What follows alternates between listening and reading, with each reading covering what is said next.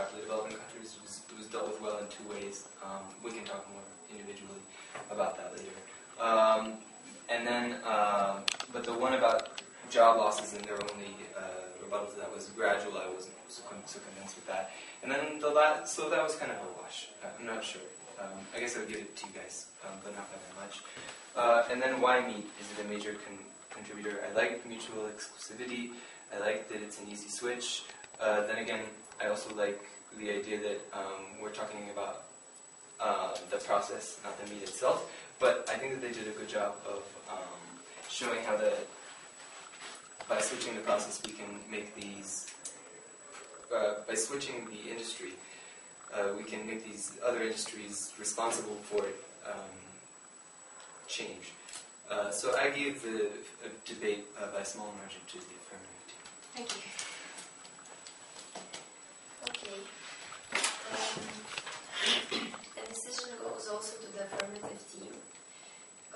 I felt that both teams had good arguments, but first of all, the affirmative team had a better team line, and they managed to state a few arguments, but but they were capable to keep them until the last speaker. You, on the other hand, had some good arguments that I would have liked you to better emphasize them. In terms of consequences, the job argument, the developing countries argument, because I felt that you kind of, one speaker talked about one argument, the other speaker talked about another argument, and at the end it wasn't a very clear picture of what you want to do. I think you spent a lot of time of arguing why on the issue of why meat and not other industries, and to me that was not that relevant. But in terms of, for example, why not better regulate the industry instead of banning it, you failed to bring substantive reasoning.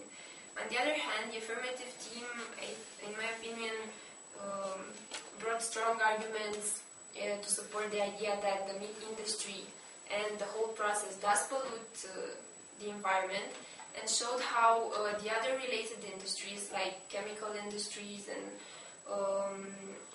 genetically modified organisms exist only to serve the meat industry. And I think there was a point there that you should have maybe talked about. I think that their reasoning of why those industries... Well, I'll sit out as the squirrel in the fan debate. I did vote for the negative. However, I can certainly understand why my colleagues went the way they did, because so much of this debate focused on this whole industry thing. And guys, I don't think you really grasped that whole industry thing. I understood exactly what you're saying. What they're saying is that you can't just look at the cows, you have to look at everything that supports the beef industry and energy the energy to produce these factories, the chemicals used to go into the crops to feed the crops. That's what they mean by whole industries. They're not talking about all the industries in the world. And that's what kind of shifted this off to, well, there are more important things like cars and people and stuff like that. But his mutual exclusivity argument is right on. They don't have to defend everything in this round. They have to defend the topic. And the topic says the meat industry, and that's where they kind of focus.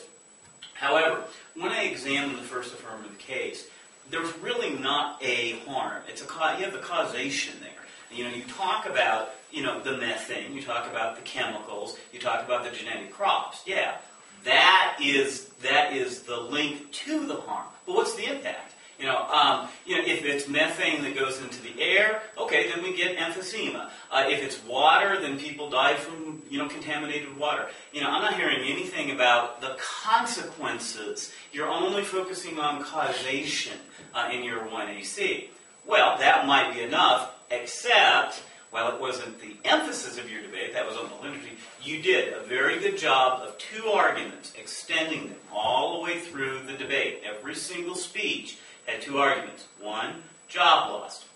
Right off the bat, he's telling you $13.1 billion our jobs will be lost. Now, I think that's an assertion, but I can't argue that. No response, to this $13.1 billion. They carry that job loss all through. Now, I do have a gradual job loss coming out in the second speech not spent a lot of time on. It is dropped in the last rebuttal. So that job loss clearly kind of goes to them. Another argument I think is very reasonable is this, well, they also had the crops and the chemicals, which I thought was very well developed. However, you brought up the regulation argument, so that argument really does kind of go back to them.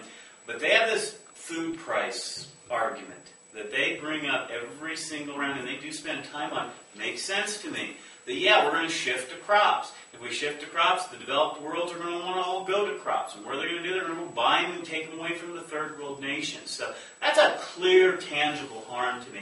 So if I look at the tangible loss of jobs, the tangible loss of hurting developed languages, I've got two real good disadvantages in this round. And when I look at your impact, I'm not seeing exactly where I'm benefiting the world. I see why the world's being harmed, but I don't see those harms being declared in either the 1AC or subsequently throughout the debate.